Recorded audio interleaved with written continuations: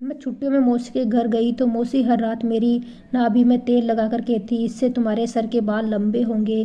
तेल लगाते ही मुझे नींद आ जाती और जब आधी रात को आँख खुलती तो मौसी का बेटा मेरे पाँव वाली साइड पर बैठा रो रो कर कह रहा होता, मुझे माफ़ कर दो, मैंने यह गुनाह अपनी माँ के कहने पर किया है। मुझे कुछ समझ नहीं आ रहा था। एक रात मैंने वह तेल ना लगाया। कुछ देर गुजरी थी कि मैं अपने माँ बाप की इकलौती बेटी थी। मेरी माँ बचपन से मैं ही देहांत हो गया था। मैं अकेली थी। घर में पापा के सिवा कोई ना था और पापा के बाद अगर कोई मेरा अपना था तो वह मेरी मौसी थी, जो मुझसे बहुत प्यार करती थी। अपने बच्चों से बढ़कर वह मुझे चाहती थी। मैं अक्सर मौसी को छेड़ती थी कि वह मुझसे ज़्यादा प्यार ज़रूर किसी लालच में करती है, जिस पर मौसी नाराज़ हो जाती और कहती, मुझे तुम क्या समझ रही हो बेटी। यह कहकर मुझे गले लगा लेती थी, क्योंकि मौसी भी जानती थी मैं बस उनको तंग करती हूँ, पर वो ज़्यादा नाराज़ ना होती थी। मैं बड़ी मेहनत से उनको मनाती थी। मेरे पापा काफ़ी अमीर थे। उनकी फैक्ट्री थी जिसमें उन्होंने बहुत सारे नौकर भी रखे हुए थे। मैं अक्सर छुट्टियों में मौसी के घर जाती थी छुट्टियाँ गुजारने।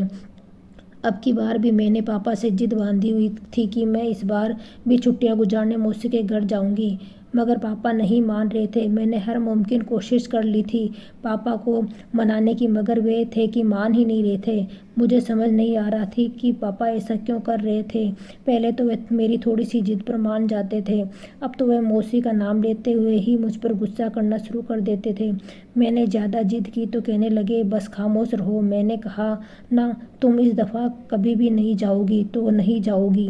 अब मैं तुम्हारे मुंह से मौसी का नाम ना सुना तो यह ना हो अब की बार मुझे तुम्हें समझाने के लिए कोई और तरीका अपनाना पड़े। पापा मेरी जिद पर अचानक ही भड़क उठे थे। मैं बहुत गौर से अपने पापा की सूरत देख रही थी। आखिर ऐसा भी क्या हो गया था जो पापा गुस्से में आ गए थे।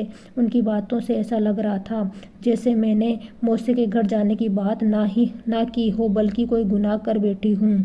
मुझे उनके बर्ताव की वजह समझ नहीं आई थी, इसलिए मैंने वजह जानने के लिए पापा से पूछा था, पापा इसमें जिद की क्या बात है। मुझे जाना है, हर बार तो जाती हूँ ना, अब की बार ऐसा क्या है जो आप वहाँ का नाम लेने पर नाराज़गी दिखा रहे हैं। मैं भी पापा के इनकार पर उनके सामने डटकर खड़ी हो गई थी। मैं इकलौती थी, इसलिए पापा मुझे कुछ नहीं कहते थे और मैं भी उसका बहुत फ़ायदा उठाती थी। अब भी मैं ऐसे ही कर रही थी। असल में हमारे पास हर किस्म के ऐशो आराम थे, लेकिन मुझे मौसी के इस छोटे से घर में मज़ा आता था। वहाँ मेरा वक्त अच्छा गुजर जाता था। तुम बात नहीं समझ रही हो। पहले की बात और अब की बात और है। बाबा ने मुझे जिद पर अड़े देखा तो गुस्से की बजाय नरमी से समझाना चाहा। अच्छा, मुझे भी तो बताए, पहले मैं और अब में क्या फ़र्क है। मैं दोनों बाजू सीने पर बांध कर उनके सामने खड़ी हुई और बोली, जिस पर पापा ने मुझे बहुत गुस्से से देखा था। बेटा, पहले तुम छोटी थी और तुम्हारी मौसी के बच्चे भी छोटे थे, मगर अब सब बड़े हो गए हैं और आजकल तो हालात चल रहे हैं उनसे मैं उनसे डरा हुआ रहता हूँ। मुझे अपने साये पर भी भरोसा नहीं है। तब तुम मेरे साथ चली जाना, लेकिन अभी अकेले नहीं जा सकती तुम। और वैसे भी वह लोग इतने भी अच्छे हालात से नहीं गुजर रहे कि तुम्हारी भी मेहमानदारी अच्छी तरह से कर सके। दौलत हमारे पास है, उनके पास नहीं, इसलिए दूसरों पर बोझ नहीं बनना चाहिए। अब तुम बच्ची नहीं हो, समझदार हो। लोगों पर अपना अंधा भरोसा करना अच्छी बात नहीं है। वह तुम्हारी मौसी है, तुमसे प्यार करती है, लेकिन आदमियों की फितरत से तुम अभी वाकिफ नहीं हो, इसलिए अच्छा नहीं लगता यूं ही किसी के घर जाकर रहना। पापा ने मुझे एक बार फिर से प्यार से समझाया, मगर मैं जिद से उनके सामने खड़ी थी। तो क्या बड़े होने से रिश्ते बदल जाते हैं पापा? रिश्ते तो वहीं रहते हैं ना पापा। आप इतना ना सोचें। मौसी बहुत अच्छी है और मुझसे प्यार करती है। मुझे भी उनसे बहुत प्यार है। पापा प्लीज़, मैंने कोई गलत फरमाइश तो नहीं की जो आप इस तरह मुझ पर रोक टोक कर रहे हैं। मैंने उनके पास बैठकर अपने हाथ पापा के गले में डालते पापा को कहा तो पापा ने मेरे सामने हथियार डाल दिए थे और मुझे जाने की इजाज़त दे दी थी। मैंने उनकी इजाज़त देने पर खुशी से उछली कूदती अपने कमरे में जाकर जाने की तैयारियां करने लगी। इस दौरान मेरे पापा कमरे में आकर फिक्रमंदी से मेरे पास बैठे मुझे देखते रहे, मगर मैं पापा की फिक्र ना समझते हुए अपनी खुशी में मगन अपनी चीज़ें बैग में रखती रही। फिर कुछ ही देर में पापा ने अपने नौकर से कहा तो वह मुझे मौसी के घर ले गया। मौसी के घर जाने की खुशी ने मुझे पागल कर दिया था। मैं हंसती मुस्कुराती मौसी के घर की तरफ रवाना हो गई थी। मैं जब मौसी के घर पहुंची तो मेरी मौसी बेचैनी से मेरा इंतजार करती दरवाजे के पास ही खड़ी थी। मुझे अपनी मौसी की यह आदत बहुत अच्छी लगती थी। वह मेरा इंतजार बहुत बेसब्री से करती थी। जब मैं गाड़ी से उतरकर उनकी तरफ बढ़ी तो मेरी मौसी ने मुझे बड़े प्यार से अपने गले लगाया और मेरा माथा चूमते हुए मुझे अपने साथ अंदर ले गई। सब ही मुझसे बड़ी अच्छी से मिले थे। मैं उनका इस कदर प्यार देखकर खुश हो गई थी। मुझे इसलिए तो यहाँ आना इतना पसंद था कि कितने अच्छे थे सब, और पापा ना जाने क्या क्या सोचते फिर रहे थे। मैंने दिमाग से ये बात निकाल दी। मौसी कहने लगी, अच्छा हुआ बेटा तुम आ गई, मैं तो बेसब्र से तुम्हारा आने का इंतज़ार कर रही थी। मेरी मौसा ने मेरे सर पर हाथ रखते हुए मुस्कुराकर कहा, कैसी हो बेटा? तो मैं भी जवाब में मुस्कुरा दी थी और कहा, अच्छी हूँ। मेरी मौसी के 2 बच्चे थे, एक बेटी और एक बेटा था। बेटी की शादी हो चुकी थी और बेटा अभी कुंवारा था। मौसी ने खाना मेरी पसंद का ही बनाया था। मुझे बड़ी खुशी हुई थी। मैं मेज पर अपनी पसंद का खाना देखकर खुश हो गई थी। खाना खाने के बाद मैं मौसी के साथ अपने कमरे में आई और अपने कपड़े निकाल कर बदलने लगी।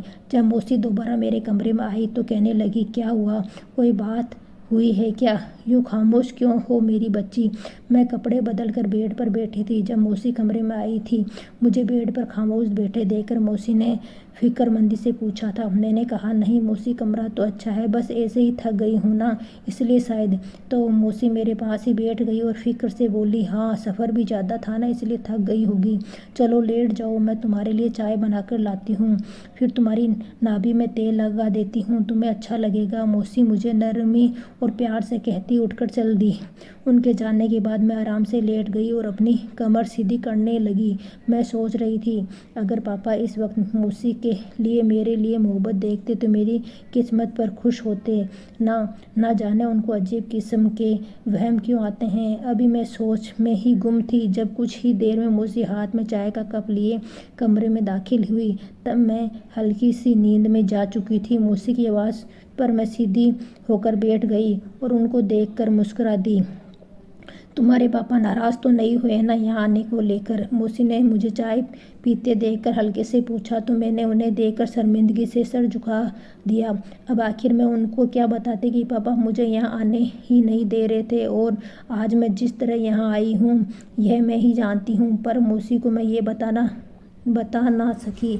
उनके सामने मैं सर झुका गई थी और जल्दी से बात बदल दी। नहीं मौसी, पापा ने क्या कहना था, उनकी इजाज़त के साथ यहाँ आई हूँ, वरना आपको क्या लगता है अगर पापा इजाज़त ना देते तो मैं यहाँ आती? वैसे मौसी आप भी अजीब किस्म की है, पापा मुझे कभी यहाँ आने के लिए नहीं रोकते, आप है ही इतनी अच्छी। मैंने बात पलट दी, लेकिन दिल में ख्याल आया पापा का मुझे यहाँ ना आने देना और मौसी का आज पहली बार यह सवाल पूछना। क्या कोई ऐसी बात थी जो पापा और मौसी के बीच हुई जिसका मुझे अंदाज़ा नहीं था? मैंने चाय ख़त्म करके कब सामने मेज पर रख दिया। सर झुकाकर शर्मिंदगी से झूठ बोला था। अब उनको क्या बताते कि पापा कितना भड़क रहे थे मेरे यहाँ आने पर, मेरे झूठ पर। मेरी मौसी का चेहरा खुशी से दमक उठा था। मैं नहीं जानती थी पापा मुझे क्यों रोक रहे थे, मगर मैं ये बात मौसी को बताकर उनका दिल नहीं दुखाना चाहती थी। लेकिन मैं अब बच्ची तो ना रही थी, अब समझदार भी थी। मुझे कुछ तो अजीब लग रहा था, लेकिन वह क्या था मैं समझने की कोशिश कर रही थी। मुझे यहाँ आए दूसरा दिन था जब मेरी मौसी मेरे कमरे में आई। उनके हाथ में तेल था। वह तेल मेरे लिए मेरे पास लेकर आ गई और बोली, आओ बेटा तुम्हारे नाभि में तेल लगा दूं। मैंने हैरत से मौसी को देखा। अभी कल ही तो लगाया था उन्होंने तेल। कल मैं इतनी थकी थी, मुझे लगा थकान दूर करने के लिए लगाया, लेकिन आज तो थकान नहीं थी। फिर ये सब क्यों? मैंने दिल में सोचा और पूछा, ये किस लिए मौसी? मेरे सवाल पर मौसी हल्के से मुस्कुरा दी और बोली, बेटा इस तेल से तुम्हारे बाल लंबे होंगे और नींद भी अच्छी आएगी। मैं खामोशी से मौसी के सामने लेट गई और मौसी ने तेल लगा दिया। इसके बाद मैं जल्दी नींद की वादियों में जा चुकी थी। अब ऐसा रोज होने लगा था। तेल लगाते ही मैं गहरी नींद में डूब जाती और मुझे कोई होश ना रहता। सिलसिला काफ़ी रात तक चलता रहा। अब मौसी रोज़ रात को मेरी नाभि में तेल लगाती, लेकिन अभी बात ये थी कि रात में जब मेरी आँख खुलती तो मेरे पाँव वाली साइड पर मौसी का बेटा बैठा होता और रो रो कर मुझसे माफ़िया मांग रहा होता। मैं एक रोज़ तो उसे देखकर हैरान ही हो गई रही थी, लेकिन वह डरा हुआ था, इसलिए मैंने पहले तो इस बात को ज़्यादा गौर नहीं किया। मगर जब हर रोज़ रात को ऐसा होने लगा तो मेरा माथा दर्द से फटने लगा। मेरे दिल में एक खौफ सा बैठ गया था। मुझे अपनी इज्जत की फिक्र पड़ गई थी। इस रात भी जब मैं होश में आई तो मौसी का बेटा बोल रहा था, मुझे माफ़ कर दो, मैंने यह सब माँ के कहने पर किया है। मैं सब करना नहीं चाहता था। मुझे समझ नहीं आ रहा था आखिर उसकी इस बात का मतलब क्या है। यह बातें मेरे दिमाग में जैसे चिपक सी गई थी। सुबह उठी तो मेरा सर दर्द कर रहा था। मुझे समझ नहीं आ रहा था कि मेरे साथ क्या हुआ है।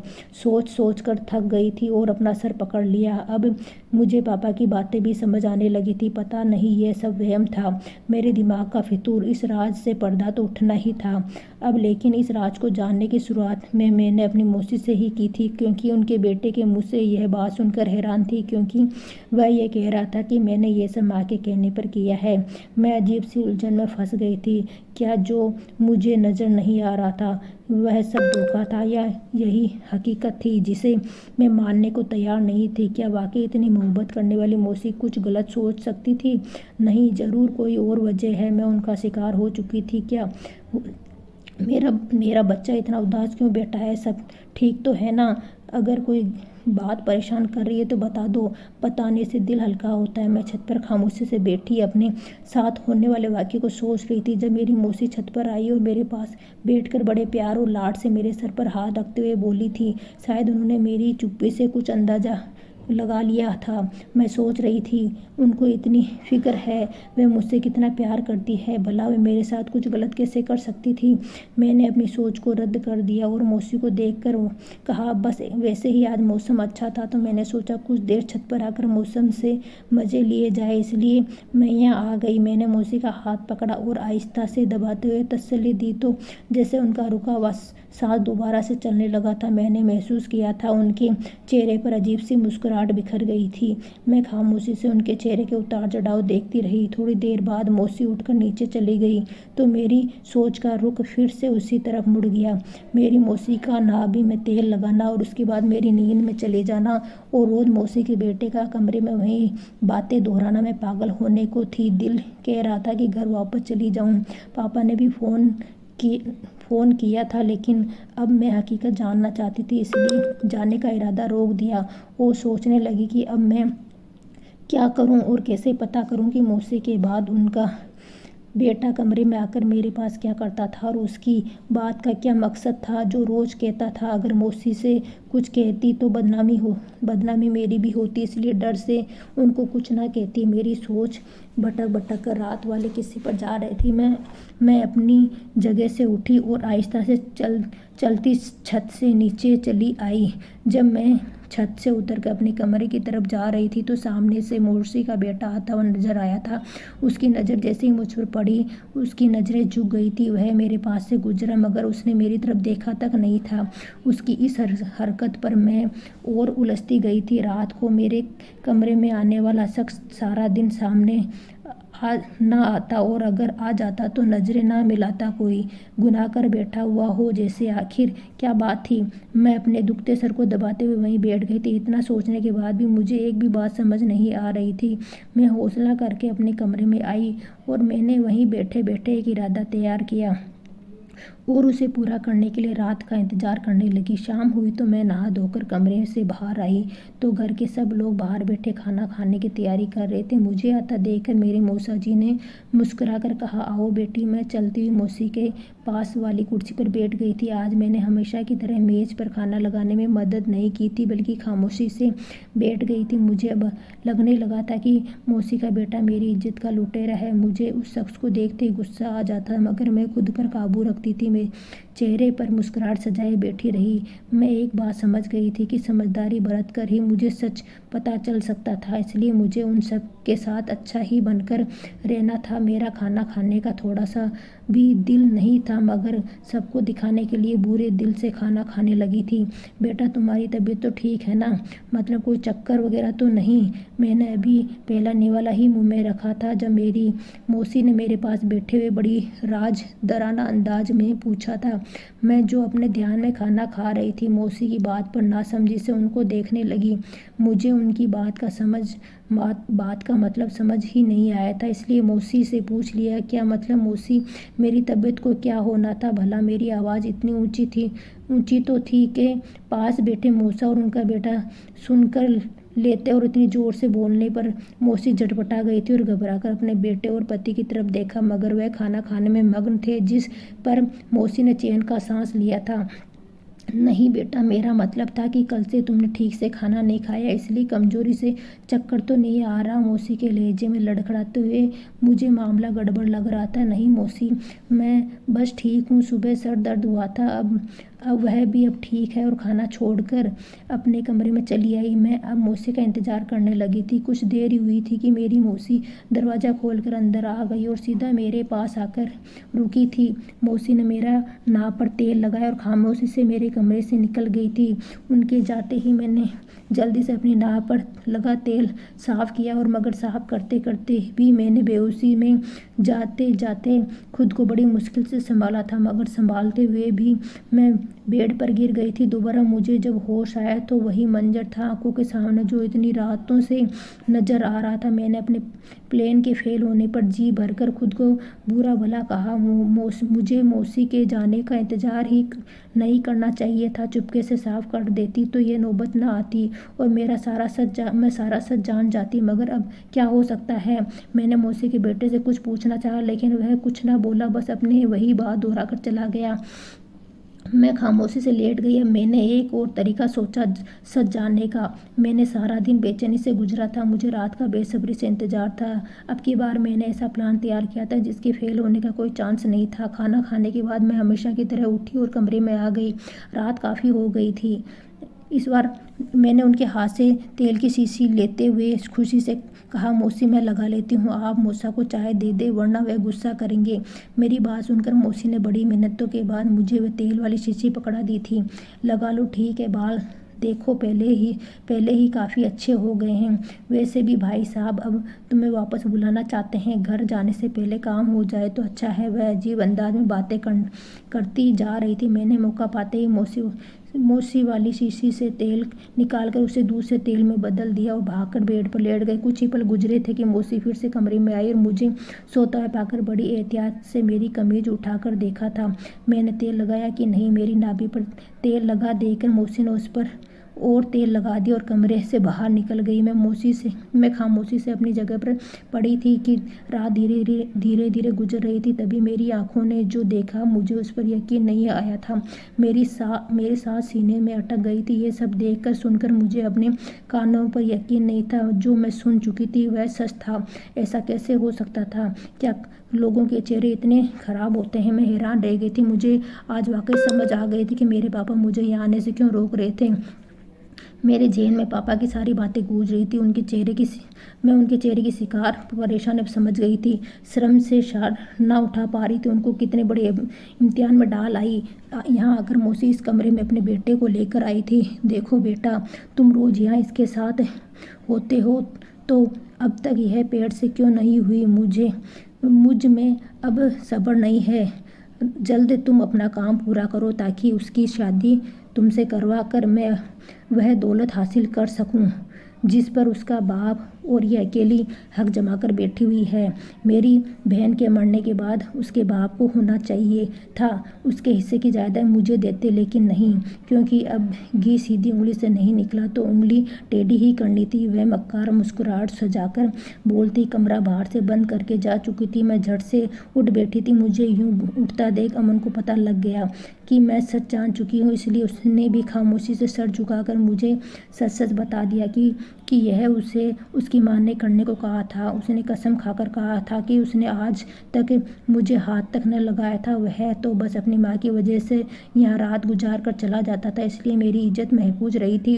इसका मतलब साफ था, पापा को पहले ही मौसी की नीयत में खोट नजर आती थी, इसलिए वह मुझे यहाँ आने ना देते थे। मेरे यहाँ आने के बाद पापा को एक मीटिंग की वजह से दूसरे शहर जाना पड़ा था, लेकिन वह मुझे फ़ोन ज़रूर करते थे। आज मेरा यकीन खूनी रिश्तों से भी उठ गया था। मुझे खुद से नफ़रत होने लगी थी। कैसी औरत के लिए अपनी जान से प्यारे पापा से लड़ती थी, जिद करती थी। वह मुझे मना करते रहते, मैं बेवकूफ़ों की तरह उनसे जिद करती, उन्हीं लालची लोगों के पास चली आती।